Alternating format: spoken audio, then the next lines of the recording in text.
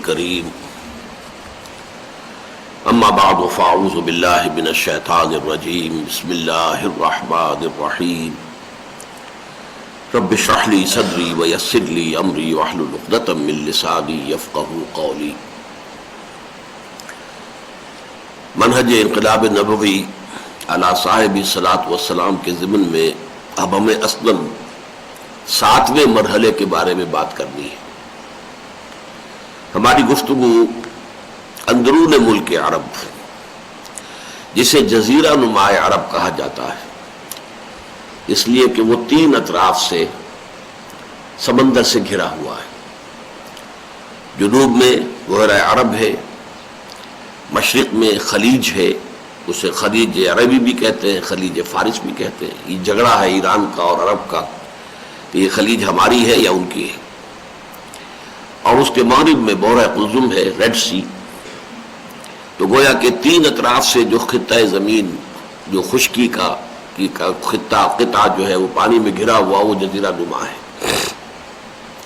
تو جزیرہ نما عرب کی حد تک انقلاب کی تکمیل جو ہے وہ اصلاً تو سن 8 ہجری میں ہو گئی، لیکن اس کے ضمن میں ایک فائنل جو سٹیپ تھا اس کا ذکر ہونے سے رہ گیا تھا، تو اس کی ہم تکمیل کر لیں تو پھر ہم آگے چلیں گے کہ جزیرہ نما عرب سے باہر اس انقلاب کی توسیع، ایکسٹینشن، یا جسے جدید اصطلاح میں ایکسپورٹنگ کہتے ہیں، تصدیر الانقلاب، انقلاب کو برآمد کرنا، تو اس کے ضمن میں کیا صورتحال ہے اس پر ہم بعد میں غور کریں گے۔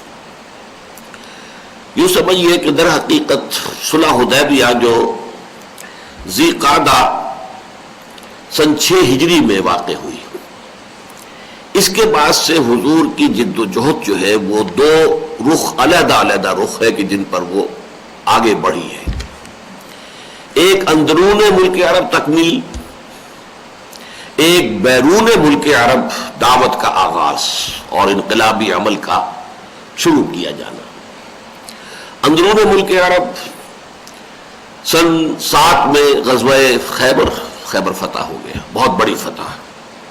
اس کے علاوہ غزوہ وادی القریٰ ہوا، اس کے علاوہ نجد کے علاقے میں غزوہ ذات الرقاع ہوا۔ پھر یہ کہ سن 7 ہی میں ذی قعدہ میں عمرہ قضا حضور نے فرمایا، وہ جو عمرہ نہیں اس وقت ہو سکا تھا صلح حدیبیہ کے وقت، تو اس کی قضا جو ہے وہ پھر سن 7 میں۔ پھر سن 8 میں مکہ فتح ہو گیا۔ اسی سن میں پھر حنین کی جنگ ہوئی، اس میں بھی اللہ نے بالآخر فتح دے دی۔ طائف کا محاصرہ ہوا۔ اس حوالے سے یوں سمجھیے کہ اندرون ملک عرب اب کوئی بڑی طاقت نہیں رہ گئی تھی کہ جو مسلمانوں کے مد مقابل آ سکتی۔ گویا کہ اندرون ملک عرب، جزیرہ نما عرب کی حد تک تکمیل جو ہے انقلاب اسلامی کی یا انقلاب محمدی کی علی صاحب الصلاۃ والسلام، وہ سن 8 ہجری میں ہو گئی۔ البتہ جیسا کہ میں نے عرض کیا، سن 9 ہجری سے اب ایک اقدام کیا گیا ہے جس کو کہ جدید اصطلاح میں ہم کہیں گے موپنگ اپ آپریشن۔ کسی علاقے میں بڑی جنگ ہوئی ہو، بڑی طویل جنگ رہی ہو، لانگ ڈرون وار، تو اس کے ختم ہونے کے بعد بھی اس کا امکان رہتا ہے کہ کہیں کہیں پاکٹس آف ریزسٹنس باقی رہ گئے ہوں۔ مین فوج نے فرض کیجئے کہ ہتھیار ڈال بھی دیے ہیں، لیکن بعض اوقات ہوتا ہے کہ کچھ جو ہے حصے فوج کے وہ ہتھیار ڈالنے سے انکار کر دیتے ہیں۔ ہمارا سقوط ڈھاکہ جب ہوا تھا اس کے ساتھ بھی یہ معاملہ ہوا کہ اگرچہ بحیثیت مجموعی ہماری فوج نے ہتھیار ڈال دیے تھے، لیکن بعض کمانڈرز جو ہیں بعض محاذوں پر وہ اس کے بعد بھی جنگ جاری انہوں نے رکھی۔ تو اس کے لیے پھر کہلاتا ہے موپنگ اپ آپریشن۔ اب گویا کہ صفائی کر دینا کہ کہیں بھی کوئی پاکٹ آف ریزسٹنس باقی نہ رہے۔ یہ کام ہوا ہے سن 9 ہجری میں حج کے موقع پر، اس لیے کہ اس سے متصلاً قبل سورہ توبہ کی ابتدائی 6 آیات نازل ہوئی۔ ان 6 آیات میں اعلان کر دیا گیا کہ اب مشرکین عرب میں سے کسی کے ساتھ اے مسلمانوں اگر تمہارا معاہدہ ہے تو وہ معاہدہ کالعدم، اگر تو وہ مدت معینہ کے لیے معاہدہ ہے تو ٹھیک ہے، معین مدت پوری کر دو، اگر بغیر کسی معین مدت کے معاہدہ ہے تو 4 مہینے کی مہلت دے کر کہہ دو کہ اب ہمارا کوئی معاہدہ مشرکین کے ساتھ نہیں ہوگا۔ براۃ من اللہ ورسولہ الی الذین عاہدتم من المشرکین وَأَذَانٌ مِّنَ اللَّهِ وَرَسُولِهِ يَوْمَ الْحَجِّ الْأَكْبَرِ۔ اب یہ حج کے دن اس کا اعلان کیا جانا تھا۔ جب یہ آیات نازل ہوئی تو جو قافلہ حج ہے وہ روانہ ہو چکا تھا۔ حضور خود تشریف نہیں لے گئے تھے، حضرت ابو بکر صدیق رضی اللہ تعالی عنہ کی عمارت میں آپ نے حج کے لیے قافلہ روانہ کر دیا تھا۔ بعد میں یہ آیات نازل ہوئی تو پھر حضرت علی کو بھیجا ہے خاص طور پر اپنے ذاتی نمائندے کی حیثیت سے کہ تم جاؤ اور حج کے اس بڑے اجتماع میں، اس لیے کہ اس وقت تک مشرکین پر پابندی نہیں تھی، مسلمان بھی حج کر رہے تھے، مشرک بھی کر رہے تھے جو ایمان نہیں لائے تھے۔ یہ گویا کہ مخلوط حج تھا۔ ابھی سن 8 میں جب کہ مکہ فتح ہوا اس کے فوراً بعد جو حج تھا وہ بھی مخلوط تھا، مسلمانوں نے بھی کیا اور مشرکین نے بھی کیا، بلکہ سن 8 میں اس کا سارا بندوبست جو ہے وہ حضور نے مشرکین ہی کے ہاتھ میں رہنے دیا، فوری طور پر ان کا وہ سارا انتظام ان سے سلب نہیں کیا۔ لیکن حضور نے خود حج نہیں کیا۔ سن 9 میں بھی حضور نے خود حج نہیں فرمایا بلکہ قافلہ بھیج دیا، اور اس میں بھی مشرکین اور مسلمانوں نے مشترکہ طور پر حج ادا کیا۔ لیکن اس حج کے موقع پر حضور نے فرما دیا حضرت علی سے کہ میرے ذاتی نمائندے کی حیثیت سے جا کر حج کے عظیم اجتماع میں، حج الاکبر، کیونکہ یہ جو حج کہلاتا ہے یہ حج اکبر ہے، بڑا حج، عمرہ چھوٹا حج ہے، یہ بڑا حج ہے، اس میں تمام جو ہے جزیرہ نماء عرب کے کونے کونے سے لوگ جمع ہیں، تو وہاں جا کر اعلان کر دو کہ بس اب مشرکین کے ساتھ مسلمانوں کا کوئی عہد، کوئی معاہدہ باقی نہیں رہے گا۔ جن کے ساتھ مدت معین طے ہے وہ مدت ہم پوری کر دیں گے اگر ان کی طرف سے کوئی خلاف ورزی نہ ہو، اور اگر جو ہے بغیر مدت کے ہیں تو پھر یہ کہ 4 مہینے کی ہم مہلت دے رہے ہیں۔ ظاہر بات ہے کہ معاہدے کا فسخ کرنے کا دونوں فریقوں کو اختیار ہوتا ہے کہ جب چاہے، لیکن علل اعلان کرے، یہ نہ ہو کہ اندر خانے صرف جو ہے معاہدہ فسخ کر کے اقدام کر دیا جائے جبکہ دوسرا فریق یہ سمجھ رہا ہو کہ ابھی معاہدہ موجود ہے۔ یہ خیانت ہے، اس سے تو روک دیا گیا ہے سورہ انفال کے اندر کہ یہ مسلمانوں کے شایان شان نہیں ہے۔ اگر کسی سے معاہدہ ہے اور آپ کو ان کی طرف سے خیانت کا احتمال ہے اور آپ کو اقدام کرنا چاہتے ہیں تو پہلے وہ معاہدہ ان کے منہ پر دے ماریے، فَانبِذْ إِلَيْهِمْ عَلَىٰ سَوَاءٍ، علل اعلان جو ہے معاہدے کے فسخ ہونے کا اعلان کر کے پھر کوئی اقدام کرے۔ تو حضور کی طرف سے کیا بلکہ اللہ کی طرف سے، کیونکہ آیات تو اللہ نے نازل فرمائی، پھر حضور کے نمائندے کی حیثیت سے حضرت علی نے یہ اعلان کر دیا۔ اس میں یہ بات مثبت تھی کہ اب 4 مہینے کے اندر اندر یا تو یہ مشرکین عرب ایمان لے آئیں اور یا پھر ملک چھوڑ کر چلے جائیں۔ اب جزیرہ نماء عرب میں مشرک کوئی نہیں رہے گا۔ 4 مہینے کی مہلت ختم ہونے کے بعد ان کا قتل عام شروع کر دیا جائے گا۔ فَإِذَا انْسَلَخَ الْأَشْهُرُ الْحُرُمُ فَاقْتُلُوا الْمُشْرِكِينَ حَيْثُ وَجَدتُّمُوهُمْ۔ جب یہ 4 مہینے جن کا بھی ہے کہ ہم نے گویا کہ انہیں ایک رعایت دے دی ہے، جب یہ مدت ختم ہو جائے گی تو پھر ہے مسلمانوں اور مشرکین کا قتل عام کرنا۔ یہ بات ہے، اگرچہ فی الواقع اس کی نوبت نہیں آئی، سب لوگوں نے اسلام قبول کر لیا اور پہلے ہی سے یوں سمجھیے کہ اپنی جگہ پر تو شکست مان چکے تھے، اکثر و بیشتر تو ایمان لا چکے تھے، جو رہ گئے تھے انہوں نے بھی اب اس کے بعد جو ہے ایمان کا راستہ اختیار کر لیا۔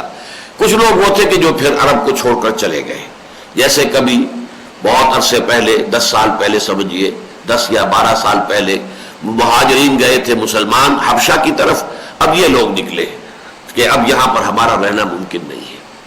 قتل کرنے کی نوبت ایک آدمی کو بھی نہیں آئی، لیکن آیت یہی ہے کہ فَإِذَا انْسَلَخَ الْأَشْهُرُ الْحُرُمُ فَاقْتُلُوا الْمُشْرِكِينَ حَيْثُ وَجَدتُّمُوهُمْ۔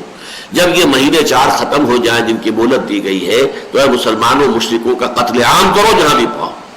یہ آیت قرآن کی سخت ترین آیات میں سے ہے اور اس پر بظاہر اعتراض وارد ہو جاتا ہے کہ اس کا مطلب یہ ہے کہ اس کو مسلمان ہونے پر بھی بالجبر مجبور کیا گیا، قتل کی دھمکی کے تحت گویا کہ ایمان لانے پر مجبور کیا گیا۔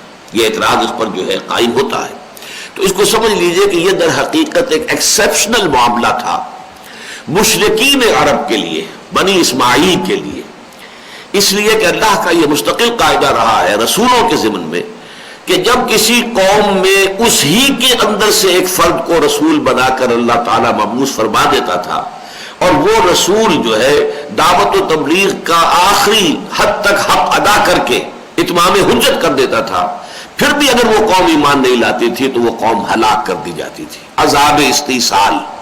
جیسے قوم نوح غرق کر دی گئی، قوم ہود تباہ کر دی گئی، قوم سمود ختم کر دی گئی، قوم شعیب ختم کر دی گئی، آل فرعون غرق کر دیے گئے، سدوم اور عمورہ کی بستیاں برباد کر دی گئی. تو یہ اللہ کا مستقل کا یہ عذاب ہے. اصل میں یہ عذاب ان لوگوں پر آتا ہے کہ جن کے اندر سے انہی میں کے ایک فرد کو اللہ نے رسالت سے سرفراز فرمایا، انہی کی زبان میں انہی کے معروف جانے پہچانے شخص نے ان کو دعوت حق دی، اور اس درجے تک دی کہ دعوت کا حق ادا کر دیا کہ اتمام حجت ہو گئی. اس کے بعد بھی اگر وہ ایمان نہیں لاتے تو اس کا مطلب یہ ہے کہ ان میں کوئی خیر سرے سے نہیں ہے. پھر وہ زمین کے اوپر کا کوڑا کرکٹ ہے، جیسے کہ آپ باغیچوں میں دیکھتے ہیں کہ سوکھے پتے وغیرہ جو پڑے ہوتے ہیں انہیں جمع کر کے اور پھر آگ لگا دی جاتی ہے. ایسے ہی یہ لوگ جو ہیں اب زمین کے اوپر کا کوڑا کرکٹ یا میل کچیل ہے جن سے زمین کو دھو دینا ضروری ہے. تو عذاب استیصال پھر آتا رہا اور وہ قومیں ایسی ہو گئی جیسی تھی ہی نہیں، کَأَن یغنوا فیہا. تو چونکہ حضور جو ہے وہ بنی اسماعیل میں سے تھے، هو الذی بعث فی الامیین رسولا منہم، انہی میں سے ایک کو رسول بنا کر اللہ تعالیٰ نے مبعوث کیا، انہی کی زبان میں اپنا قرآن نازل کیا، اور حضور نے دعوت و تبلیغ کا آخری درجے میں حق ادا کر دیا. اتمام حجت ہو گیا، حق کا حق ہونا باطل کا باطل ہونا مبرہن ہو گیا. اب بھی جو لوگ اڑے رہیں گے تو یہ گویا کہ عذاب خداوندی کی شکل تھی. عذاب خداوندی اس صورت میں بھی آ سکتا تھا کہ غرق کر دیا جائے، تباہ کر دیا جائے، برباد کر دیا جائے. اب ان کے لیے یہ عذاب آنا تھا مسلمانوں کے ہاتھوں کہ انہیں تہہ تیغ کیا جائے، لیکن جیسا کہ میں نے عرض کیا اس کی نوبت نہیں آئی. لیکن یہ ایکسیپشنل معاملہ ہے، یہ مستقل قانون نہیں ہے. اس کے بعد دور خلافت راشدہ میں جو مسلمان افواج باہر نکلی ہیں فتوحات کے لیے، 3 کالمز جو ہیں وہ حضرت ابوبکر صدیق کے دور ہی میں خلافت میں نکل آئے ہیں باہر. تو انہوں نے ہمیشہ جا کر جو ہے جو بات کہی ہے وہ یہ ہے، یا تو ایمان لے آؤ تو ہمارے برابر کے بھائی ہو جاؤ گے. ہم یہ بھی نہیں کہیں گے کہ ہم سینئر مسلمان ہیں تم جونیئر مسلمان ہو، لہذا ہمارے حقوق زیادہ ہیں تمہارے کم ہیں. نہیں، برابر کے. اگر یہ نہیں ہے تو جزیہ دینا قبول کرو. تم عیسائی رہنا چاہتے ہو عیسائی رہو، یہودی رہنا چاہتے ہو یہودی رہو، ہندو رہنا چاہتے ہو ہندو رہو. ہم کسی کو ذاتی طور پر، کسی کو شخصاً انفرادی طور پر اسلام کے قبول کرنے پر مجبور نہیں کریں گے. البتہ نظام اللہ کا ہوگا، دین اللہ کا غالب ہوگا، قانون اللہ کا ہوگا، لیکن اس کے تحت تم رہو عیسائی، یہودی، مجوسی، ہندو، سکھ، پارسی، جو چاہو رہو. اگر یہ بھی منظور نہیں ہے، یعنی یہ کہ اللہ کے دین کی بالادستی اور جزیہ دینا منظور نہیں ہے، تو پھر آؤ میدان میں تلوار ہمارے اور تمہارے درمیان فیصلہ کر دے گی. تو گویا کہ وہاں 3 آپشنز رہے تھے، جبکہ یہاں صرف 2 آپشن تھے، یا تیسرا اس میں امپلائڈ تھا، یا ایمان لاؤ یا قتل کر دیے جاؤ گے. اور امپلائڈ تیسرا کیا تھا کہ یا پھر سرزمین عرب چھوڑ کر نکل جاؤ. چنانچہ ابو جہل کے بیٹے حضرت اکرمہ وہ بعد میں ایمان لے آئے. تو جیسے ابو جہل جو ہے وہ بہت ہی سرکش قسم کا انسان تھا، تو جو کہتے ہیں کہ پتا پر پوت پتی پر گھوڑا، بہت نہیں تو تھوڑا تھوڑا، تو وہی مزاج جو ہے اکرمہ کا بھی تھا. اکرمہ نے کہا اس دلیل سے تمہیں ماننے کو تیار نہیں. تو وہ ہجرت کر کے اب جا رہے تھے. اسی بحر قلزم کو عبور کر کے حبشہ جانے کا پروگرام تھا، جیسے کبھی مہاجرین حبشہ گئے تھے. تو دریا کے اندر سمندر میں طوفان آ گیا. اب وہ جو جہاز ڈولنے لگا کہ اب ڈوبا، تو جتنے جہاز میں تھے سب مشرک لوگ، انہوں نے صرف اللہ کو پکارا، اے اللہ اے اللہ اے اللہ. کسی نے لات کا نام لیا، نہ عزا کا لیا، نہ منات کا، نہ حبل کا، کسی نے کسی دیوی دیوتا کو نہیں پکارا. تو اکرمہ نے سوچا کہ اس کا کیا مطلب ہے کہ ہماری فطرت میں تو ایک اللہ ہی ہے، یہ تو ہم نے جو ہے نام اوپر سے جو ہے وہ رکھ لیے ہیں، ہماری فطرت تو انہیں قبول نہیں کر رہی، ورنہ اس وقت ہم پکارتے دعائی دیتے لات کی، عزا کی، منات کی، حبل کی، کسی کی، جبکہ سب لوگ صرف اللہ کو پکار رہے ہیں. تو اس کا مطلب یہ کہ بات وہی صحیح ہے جو محمد کہہ رہے ہیں صلی اللہ علیہ وسلم، اور جس کی بنا پر کہ میں اپنا ملک چھوڑ کر جا رہا ہوں، یہی سے ان پر حق واضح ہوا، واپس آئے، ایمان لے آئے، اور پھر بڑے مخلص مسلمان رہے. اور اس کے بعد حضرت ابوبکر صدیق کے زمانے میں جو فتنہ ارتداد کھڑا ہوا، اس زمن میں جو جنگیں ہوئیں اس میں بڑے انہوں نے جو ہے کارہائے نمایاں سر انجام دیے، اور انہی میں پھر شہید بھی ہوئے حضرت اکرمہ ابن ابی جہل رضی اللہ تعالی عنہ. تو بہرحال اس کو علیحدہ سمجھ لیجئے کہ یہ گویا کہ موپنگ اپ آپریشن تھا، جس کے بعد کے جزیرہ نما عرب سے شرک کا خاتمہ ہوا.